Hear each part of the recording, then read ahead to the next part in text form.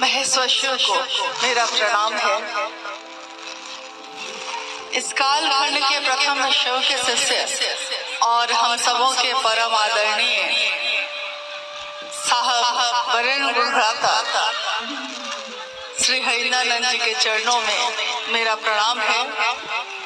हम सबकी शक्ति स्वरूपा दीदी नीलम आनंद जी के चरणों में मेरा प्रणाम है और इस जगह पे उपस्थित, इस स्थान पे उपस्थित आप सभी गुरु भाई गुरु बहन के चरणों में प्रणाम है।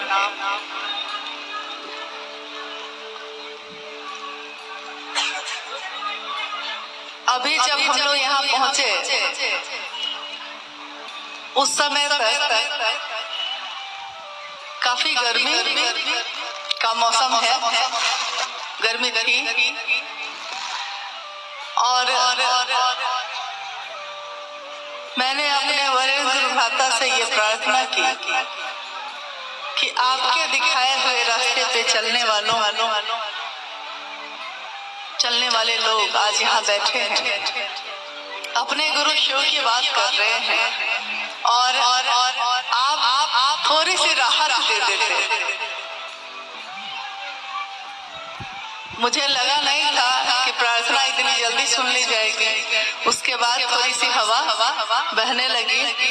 ये मौसम चाहे गर्मी का हो, चाहे बारिश का या ठंड का या फिर बसंत का, फूलों का, ये सारे मौसम हमारे गुरु शिव के बनाए हुए हैं और उन्होंने इंसान के लिए ये सब कुछ बनाया है।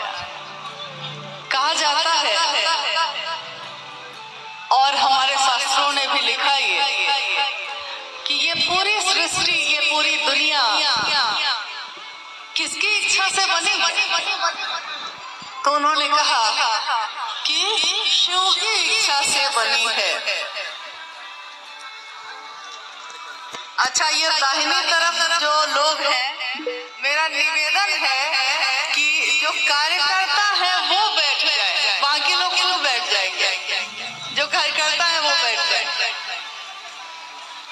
शांत हो जाइए, बैठ जाइए।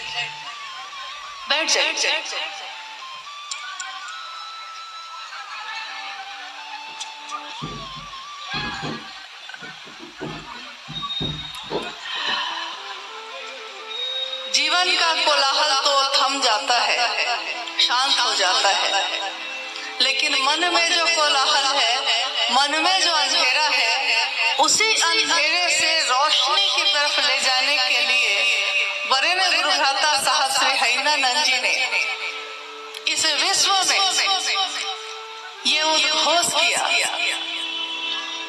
कि वो शिव स्वयं गुरु है, साक्षात शिव, ईश्वर शिव गुरु भी है और अगर वो खुद गुरु हैं, उपलब्ध है, तो क्यों नहीं हम उसी गुरु का सहारा ले। जब वो शिव ईश्वर के रूप में हमारी मनोकामना सुनता है तो क्या गुरु के रूप में हमारी बात नहीं सुनेगा? 1980 के दशक की कहानी आप अभी सुन रहे थे थोड़ी देर पहले। शिव शिष्यता की पृष्ठभूमि, व्याप्ति, प्रयोजन, तीनों के बारे में आपने सुना। 1980 का दशक वो दशक था और जिसके लिए कल सामने एक साहब की जो किताब है आओ चले शिव की ओर, उसमें उन्होंने इस बात का उल्लेख किया है कि पुराण में लिखा है कि उस युग में, जिस युग में धर्म का रास्ता खत्म हो जाएगा, धर्म पे चलने वालों की गति रुक जाएगी और गुरु शिष्य परंपरा भी जाती रहेगी। एक ऐसा युग होगा जब ये सारी चीजें होनी शुरू हो जाएंगी, न धर्म पे चलने वाले लोग बचेंगे, न गुरु और शिष्य परंपरा बचेगी। तब एकमात्र उपाय क्या होगा? उस पुराण में लिखा है, जिसका जिक्र साहब ने अपनी किताब में भी किया है, अपनी चर्चाओं में भी किया है कि तब एकमात्र उपाय पूरे विश्व के लोगों के लिए एक ही बचेगा। क्या? शिव का पंचाक्षर मंत्र नमः शिवाय, यानी शिव को प्रणाम करना, यानी शिव की तरफ चलना, शिव की तरफ शिष्य का भाव अपने मन में रखना। तो उन्होंने पूरे विश्व मानव के लिए एक संदेश दिया। 1980 के उस दशक में जब पूरा विश्व अध्यात्म के संक्रांति काल से गुजर रहा था, अध्यात्म जिसमें घटता ही जा रहा था, दूसरी चीजें समावेशित होती जा रही थी, वैसे युग में, वैसे समय में जब लोगों को सही गुरु नहीं मिल पा रहे थे, गुरु का अभाव था, गुरु शिष्य परंपरा खत्म होती जा रही थी, ईश्वर की तरफ चलने के लिए बताने वाले गुरु का अभाव हो गया था। ऐसे समय में वरेण्य गुरु भ्राता साहब श्री हरिनानंद जी का जन्म हुआ। आपने सुना ही 1948 में उनका जन्म हुआ। अमलोरी गांव में, जो सिवान जिला बिहार में है, उसमें अभी हम लोग बिहार में ही बैठ के बात कर रहे हैं। सिवान के अमलोरी में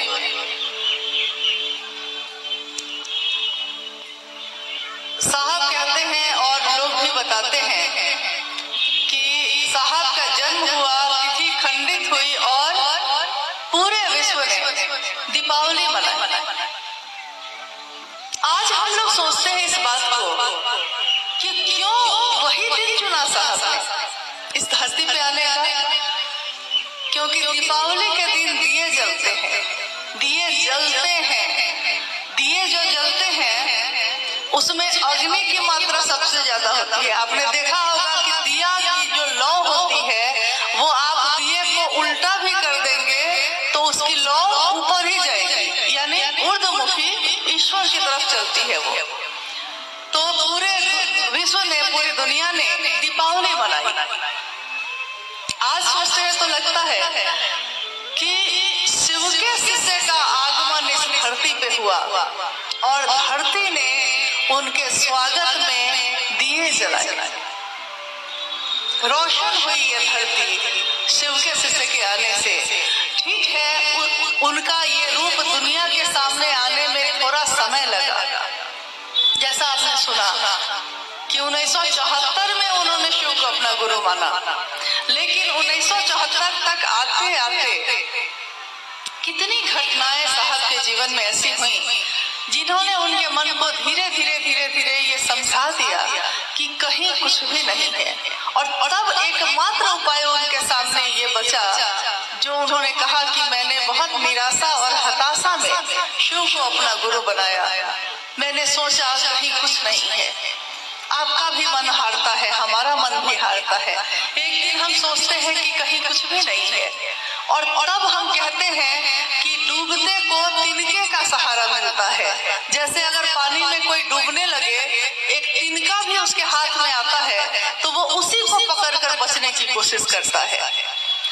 साहब का मन जो निराशा में डूब रहा था, उनके मन में ये कौन था कि उनके पिताजी कहते हैं कि ईश्वर शिव को कहते हैं। उन्होंने तत्क्षण ये विचार जो उनके मन में आया था कि गुरु भगवान होते हैं तो वो भगवान गुरु क्यों नहीं है, भगवान वो शिव को समझते थे। उन्होंने शिव को अपना गुरु बना लिया।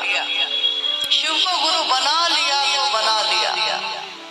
एक यही बात हम में और उनमें बहुत बड़ा अंतर पैदा करती है।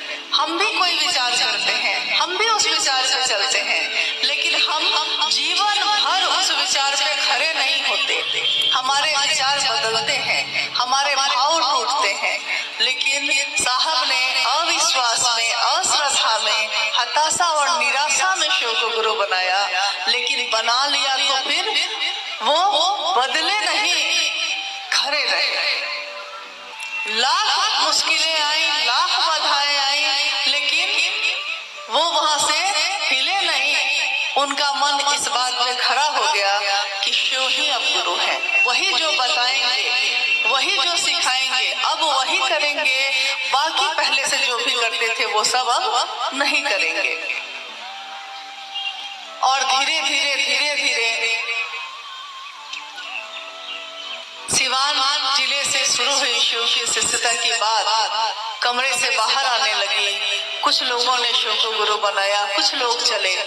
पहले महोत्सव में साहब कहा करते हमेशा कि पहला महोत्सव जब मैंने किया था गढ़बरुआरी में, उसमें मात्र 13 लोग थे और जो 13 लोग थे वो बताते हैं कि साहब ने कहा था उस दिन गढ़बरुआरी के शमशान में बैठकर कि आज जो 13 लोग हैं आने वाले समय में ये 13 करोड़ होंगे। किसी ने उनका विश्वास नहीं किया। सबको लगा कि बहुत मुश्किल से तो एक आदमी बनता है, 13 करोड़ मामूली है, 1000 नहीं बन पा रहे हैं, 100 नहीं बन पा रहे हैं, 13 करोड़ या शायद उससे भी ज्यादा। लेकिन आने वाले कुछ ही समय में ये स्पष्ट होता गया कि ये सिर्फ बोली में नहीं कही गई है ये बात। उस शिव ने, उस ईश्वर ने खुद गुरु बनना चाहा है और इसी के लिए उनके शिष्य का अवतरण इस धरती पे हुआ है। नहीं तो जीवन में जितनी भी घटनाएं साहब के हुई, किसी सामान्य आदमी को वो तोड़ देते, लेकिन उनको नहीं तोड़ सकते। और उन्होंने अपने शिव की स्थापना निष्प्राण हो चुकी मानवता के हृदय में, निष्प्राण यानी जिसका शरीर तो दिखता है चलता फिरता, लेकिन प्राण नहीं है, उसमें जीवंतता नहीं है, सुगंध नहीं है, सुवासित नहीं है वो। ऐसा जीवन इस धरती पे चल रहा था असंख्य लोगों का। उसमें साहब ने शिव की बात कह के शिव को गुरु बनाकर जीवंत सुगंध भर दी। सारी मानवता, सारा जगत जो एक प्राणहीन इंसान बनकर जी रहा था, सजग हो गया, जाग गया। दीदी नीलमानंद जी ने, साहब हरिंदरानंद जी ने घोषणा की। यही है घोषणा का विज्ञान की, जो शुरू से हम लोगों के बीच चलता आया कि हम कहते हैं कि आज से और अभी से इस गुरु भाई ने शिव को अपना गुरु बनाया है। कोई कहता है कि इसकी जरूरत क्या है? ठीक तो है, शिव को तो मान ही रहे हैं, बात तो सही है, मान ही रहे हैं, लेकिन आप अपनी समझ और चीजों में नहीं लगाते। आप अपने जीवन में और भी तो काम करते हैं। कोई अगर आपको सही सलाह देता है तो आप समझते हैं कि मेरा फायदा है, आप उस बात को मान जाते हैं।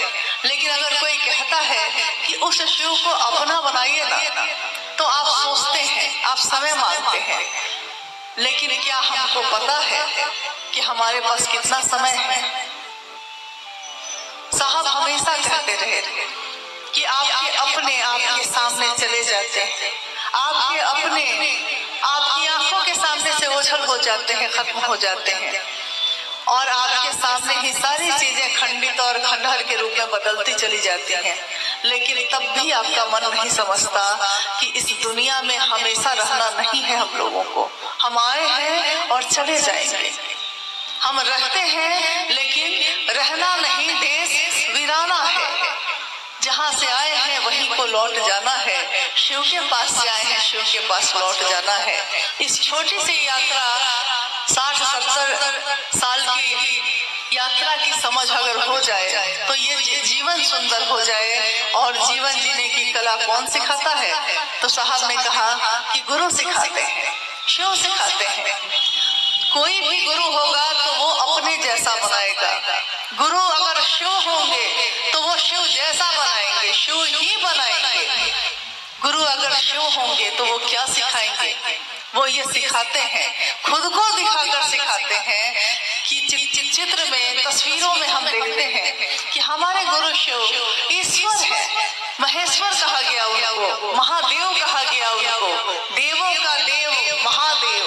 ईश्वर का भी जो ईश्वर है महेश्वर, काल को भी जिससे डर लगता है महाकाल, जीवन और मृत्यु से जो मुक्त करता है महामृत्युंजय। दुनिया में चाहे जिस रास्ते से आप उनके तरफ बढ़िएगा, वो एक ऐसे शिखर पे बैठे हैं जहाँ जाकर सबकी यात्रा खत्म हो जाती है। महायोगेश्वर महाकपालेश्वर उमा के पति निहंगी शमशानी शिव और सबको तीनों लोगों की संपत्ति देने वाले, सारी सृष्टि के नियामक शक्ति को रखने वाले शिव खुद कैसे दिखते हैं तस्वीरों में? किसी ने तो कल्पना की होगी, किसी ने तो उनके इस रूप को देखा होगा और देखकर तस्वीर बना डाली होगी। क्या दिखते हैं वो? चट्टानों पे बैठे हैं, कम से कम वस्त्र है ही नहीं, छाल लपेटे हुए बैठे हैं, कुछ नहीं मिला है, भस्म ही रमा के बैठ गए हैं। जिसको दुनिया में कोई नहीं पूछता, जहर रखने वाले को भी अपने गले में धारण करके बैठे हैं, कलंकित चंद्रमा को भी अपने माथे पे सजा के बैठे हैं,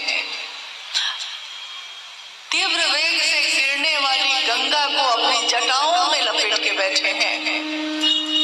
संसार में जितने भी रूप हो सकते हैं, संसार के जितने भी स्वरूप शिव के हैं, उन सभी रूपों को एक साथ संतुलन में लेकर बैठे हैं। उस शिव को हम इस सृष्टि में रहने वाले इंसान जिस रूप से पुकारते हैं, जिस तरह से पुकारते हैं, वो शिव उसी भाव से उत्तर देते हैं। ठीक वैसे ही जैसे हमारे आपके भी अनेक रूप हैं, एक ही समय में हम किसी की बहन, किसी की पत्नी, किसी की माँ, किसी की मित्र, किसी के पड़ोसी, किसी के कुछ, एक ही समय में हम होते हैं और एक ही समय में जो हमको जिस रूप से पुकारता है, हम उसी रूप से एक ही समय में उसी रूप का भाव उसको वापस करते हैं। साहब ने कहा कि जब तक उस शिव में वो रूप नहीं होगा, इस धरती पे वो रूप नहीं हो सकता। तो इसीलिए शिव के अनेक रूप ऐसे हैं जो दाता रूप हैं, जो देते हैं, दानी रूप में जो आप मांगते हैं, जो आपकी मनोकामना होती है वो देते हैं। तो दुनिया के लोग दाता के रूप में तो उनके जुड़े, दानी के रूप में तो जुड़े, लेकिन ज्ञान दाता शिव का जो स्वरूप यानी गुरु का जो स्वरूप रहा, उस रूप से नहीं जुड़े। कुछ लोग जुड़े लेकिन हर व्यक्ति नहीं जुड़ा। साहब ने कहा कि आपके पास सारी संपत्ति हो जाए, लेकिन उस संपत्ति को संभालने का ज्ञान नहीं हो तो आप क्या करेंगे? सारी संपत्ति आपकी नष्ट हो जाएगी। आप एक मोटरसाइकिल खरीदते हैं और उसको चलाने का ज्ञान नहीं हो और आप चलाने लगते हैं या थोड़ा बहुत सीखकर चलाने लगते हैं, उसका नतीजा काफी विध्वंसकारी होता है। ऐसी दुर्घटना होती है कि मौत तक हो सकती है, इतना घातक है वो। ज्ञान के अभाव में शक्ति घातक होती है, लेकिन अगर आपको ज्ञान हो तो आप दुनिया में कहीं भी जी सकते हैं। यही ज्ञान गुरु के रूप में शिव ने सबके बीच उतारा कि न्यूनतम व्यवस्था में रह के भी, चट्टानों पे रह के भी, नदियों का पानी पीकर भी, जीवन को ऐसे जीकर भी खुश रहा जा सकता है, आनंद में रहा जा सकता है। जब कुछ समय पूर्व कोरोना का आक्रमण हुआ था धरती पे, उस समय मौत के डर से, मृत्यु के डर से और सावधानी रखने के लिए भी सारे लोग अपने अपने घरों में बंद हो गए थे। सब अपने घर में बंद थे। लगभग 2 साल, 2 बार ऐसा हुआ। लगभग 2 साल में आप बताइए आपने कितने अनाज खरीदे, कितने कपड़े खरीदे, कितनी जमीन खरीदी? जो कपड़ा था उसी से काम चला लिया, जो घर में अनाज था, चावल है तो मार भात खा के ही रह गए। खुश है, लेकिन फिर भी सब कोई खुश है। यानी इन चीजों से भी खुश रहा जा सकता है। हमारे गुरु शिव ने दुनिया को ये संदेश दिया कि न्यूनतम व्यवस्था में भी आनंद में रहा जा सकता है। और उनके शिष्य वरेण्य गुरु भ्राता साहब भाई नंदन जी ने अपने जीवन से हम हम सबों को दिखाया कि जो उनके गुरु ने उनमें उतारा था, उनके जीवन को देखकर हम लोगों ने सीखा। क्या सीखा? मुझको लगता है कि इस जगह पे जहाँ हम लोग बैठे हैं सूर्यगढ़ा में, साहब दीदी जब यहाँ आए उस समय भी आपने साहब को जैसे देखा होगा, साधारण तौर पे कुर्ता पजामा पहने हुए, घर में है तो लुंगी और शर्ट पहने हुए, और किसी भी कुर्सी या बिस्तर पे बैठे हुए। बाद के इतने सालों के जीवन में भी, जबकि वो खुद प्रशासनिक पदाधिकारी रहे, वो एक बहुत बड़े परिवार के पुत्र भी रहे, और धीरे धीरे ये स्थिति आ गई कि लाखों शिव के शिष्य ऐसे रहे जो उनके दीवाने रहे हैं। लेकिन हमारे वरेण्य गुरुभ्राता साहब श्री हरिंदरानंद जी के जीवन को देखिए तो जरा। मैंने खुद देखा है कितने महोत्सव में जहां हम लोग गए, अगर उनके लिए बहुत बढ़िया सोफा रख दिया जाता था तो वो प्लास्टिक की कुर्सी खींचकर बैठ जाते थे, नहीं चढ़ते थे। वो कहते कि ये गुरु का मंच है, यहाँ कोई विद्वान नहीं है, यहाँ कोई उपदेशक नहीं है, यहाँ कोई और दूसरा गुरु नहीं है, शिव स्वयं गुरु है। और इस गुरु के मंच पे गुरु का अनुशासन ये कहता है कि शिष्य को कैसा होना चाहिए। शिष्य अपने गुरु शिव के लिए सबके सामने झुकता है। उन्होंने समर्पण की, झुकने की एक ऐसी विधा दी, जैसे आपने अभी सुना यहाँ की ही गुरु बहन जो श्वेता जी अभी गा रही थी, इनका गाना साहब को पसंद रहा हमेशा। शिव हो उतरब पार कौन विधि ना, कौन विधि से हम उतरेंगे उस पार, कौन सी विधि होगी, इसमें गाया जा रहा था। साहब ने उस विधि को ही बता दिया, उन्होंने पूछा नहीं, उन्होंने सीधे विधि को ही बता दिया कि कैसे उतरेंगे। आपका मन ही इस जीवन में रहता है, आपका मन ही सुख भोगता है, आपका मन ही दुख भोगता है। उन्होंने कहा इस मन में शिव को रखो। 3 सूत्र दिए, 3 विधि, 3 सूत्र। मन ही मन अपने गुरु शिव से कहो, हे शिव आप मेरे गुरु हैं, मैं आपका शिष्य हूँ, मुझे शिष्य पर दया कर दीजिए। मन ही मन, गौर कीजिएगा कि इन तीनों सूत्रों में मन ही साधन है। तीनों सूत्र, पहला सूत्र मन ही मन कहना है, दूसरा सूत्र शिव की चर्चा करना। उन्होंने हमेशा कहा कि शिव की चर्चा करना तमाशा नहीं है, ये इश्क है, ये तमाशा नहीं है। उन्होंने कहा चढ़ के सूली पर मंसूर बोला, इश्क है ये, तमाशा नहीं है। बहुत भीड़ हो जाए, बहुत लोग मुझको जान जाए, ये वो रास्ता नहीं है, ये वो रास्ता है जो प्रेम और समर्पण देता है। तो उन्होंने कहा कि आपके द्वारा की हुई शिव की चर्चा यानी दूसरा सूत्र, वो क्या होनी चाहिए, कैसी होनी चाहिए? वो ऐसी होनी चाहिए कि जो आप कह रहे हैं सो और जो सुन रहे हैं सो, दोनों के मन को, जो बोलता है वो, जो सुनता है वो, दोनों के मन को शिव भाव से भर देता है, शिव के भाव से भर देता है। जो कहता है उसके मन को भी, जो सुनता है उसके मन को भी। और ये कैसे होता है? आपका मन अगर शिव की परिधि में, शिव के घेरे में नहीं होगा तो ये नहीं हो सकता है। यानी देखिए यहाँ भी मन ही है। तीसरे सूत्र में भी उन्होंने कहा कि अपने गुरु शिव को मन ही मन प्रणाम करने की कोशिश करिए। देखिए यहाँ भी उन्होंने कहा मन ही मन। तीनों सूत्रों में मन के चारों तरफ ही घूम रहा है सब कुछ। और अगर उस मन में शिव आ जाए, उस मन में शिव उतर जाए, तो दुनिया में कौन ऐसी चीज है जिसकी चाहत आपका मन करेगा? जिसको शिव ही मिल जाए, जिसको स्वयं वही मिल जाए, उसके जीवन में और क्या बाकी रह जाता है? तो हम लोग शिव की बात करने वाले लोग, साहब की बातों को दोहराने वाले लोग इस बात को कभी नहीं भूले कि ये बगिया उनकी बनाई हुई है, ये सारे फूल उन्हीं के हैं। हाँ, इस बगिया के फूल अलग अलग हैं। जैसे आपने देखा होगा कि आसमान में तारे अलग अलग हैं, सब तारों की अलग पहचान है, अलग रूप है, अलग ग्रह है, वो चमकता है रात में, लेकिन आकाश एक ही है, वो शिव का आकाश, उसमें रोशनी एक ही है, शिव की रोशनी, वरेण्य गुरु भ्राता साहब श्री हरिंद्रानंद जी की रोशनी, दीदी नीलम आनंद जी की रोशनी। हम सबका जीवन अलग अलग है, हम सब सोचते अलग हैं, हम रहते अलग तरीके से हैं, कोई अमीर है, कोई गरीब है, लेकिन हम सबके अंदर एक बात समान है, समान रूप से है। क्या है वो बात? कि मेरे भी गुरु शिव हैं, आपके भी गुरु शिव हैं। और साहब ने अपनी अंतिम शरीर में रहते हुए अंतिम संगोष्ठी जो उनकी हुई, उसमें उन्होंने कहा कि जब आपके गुरु एक हैं, जब आपका रास्ता एक है, तो मतभेद क्यों? मतभेद कैसा?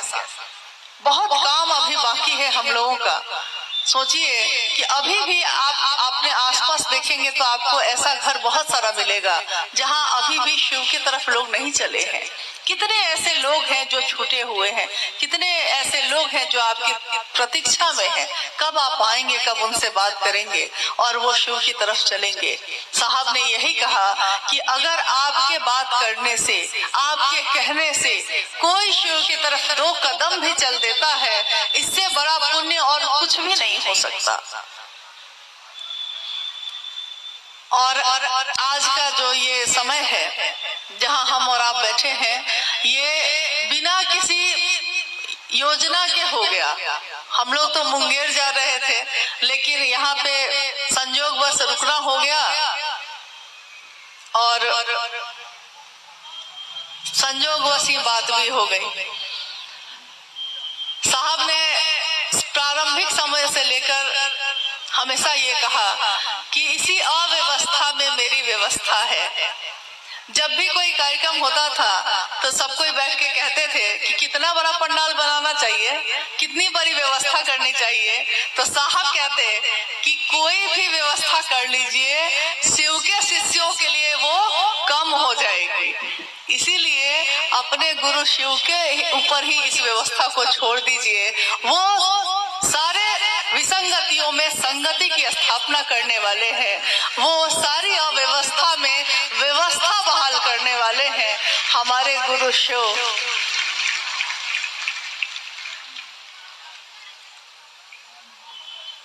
अगर कुछ जिज्ञासाएं आई हैं तो आइए हम लोग उस पर थोड़ी देर बात कर लेते हैं और उसके बाद फिर हम लोग आगे बढ़ जाएंगे। आप भी अपने घर को लौटेंगे, लेकिन हम सबके जीवन को प्राण से भरने वाले, हम अपने वरेण्य गुरु भ्राता के संकल्प को कभी नहीं भूल पाए। हम सब उनसे यही आशीर्वाद मांगे, हम अपने गुरु शिव से यही दया मांगे।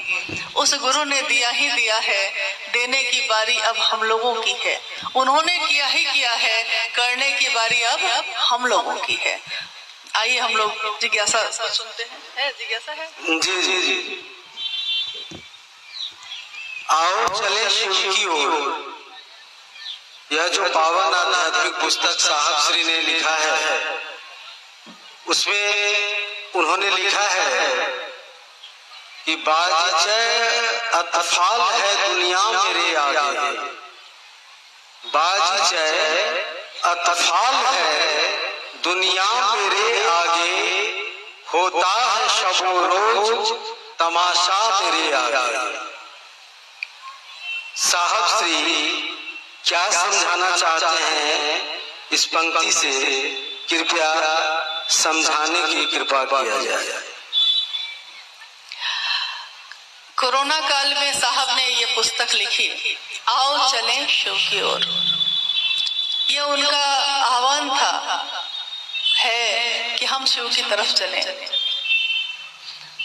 उसमें एक आर्टिकल जिसका शीर्षक है आओ चलें शिव की ओर, उसमें पहली पंक्ति है ये जो अभी भाई सुमेंद्र जी ने पढ़ा, बाजीचय अतफाल है दुनिया मेरे आगे, होता है सब रोज तमाशा मेरे आगे। ये मिर्जा गालिब की लाइन है जिसको साहब ने अपनी किताब में उद्धृत किया है। इसका अर्थ ये है कि बागीचे यानी बच्चों के खेलने के मैदान जैसा है ये। जैसे इस मैदान में सामने साहब कहते हैं कि मैं सामने देखता रहता हूँ। साहब के मन का ये भाव है इसमें कि वो कहते हैं कि मैं अपने सामने इस पूरे मैदान को, इस दुनिया को देखता रहता हूँ, और ये बच्चों के खेलने के मैदान जैसा है, जिसमें कोई बच्चा रो रहा है, कोई खेल रहा है, कोई हंस रहा है, कोई गिर रहा है, कोई उठ रहा है, कोई दौड़ रहा है, कोई बैठा है। जैसे इस संसार के हर लोग उनके सामने ऐसे आ रहे हैं, जच्चे बच्चों के खेलने के मैदान जैसे आ रहे हैं। होता है सबो रोज तमाशा मेरे आगे। साहब कहते हैं कि ये रोज जो ये दृश्य बदल रहे हैं, कभी कोई आता है मुझको कुछ और कहता है, कभी आता है कोई कुछ और दिखाता है। ये एक ऐसा दृश्य चल रहा है जो तमाशा की तरह है। जैसे मेला में आप जाइए तो कोई तमाशा देखने वाला हो और उसके चारों तरफ खड़े होकर लोग तमाशा देखते हैं। ये दुनिया साहब कहते हैं बच्चों के खेल के मैदान जैसा है, और यहाँ रोज तमाशा हो रहा है। जब भी हम लोग अपने किसी परेशानी या किसी दुख या किसी पीड़ा के बारे में उनसे प्रारंभिक समय में धीरे धीरे उन्होंने समय के अनुसार समझा दिया, मन समझ गया कि सच में यहाँ होता कुछ भी नहीं है, कुछ भी होता नहीं है।